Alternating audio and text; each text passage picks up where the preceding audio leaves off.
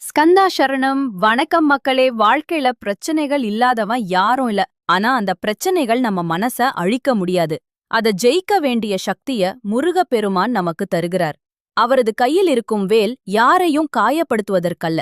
அது நம்ம மன அச்சங்கள வெட்டும் நம்பிக்கையின் ஆயுதம். வேல் கையில் இருப்பது போல நம்ம மனத்திலும் நம்பிக்கை உறுதியாக வேரூன்றியிருக்க வேண்டும். அப்போதுதான் எந்த தடையும் நம்ம சோர்த்த முடியாது. முருகப்பெருமான் மயில் மீது ஏன் எழுந்தருளி இருக்கிறார் தெரியுமா?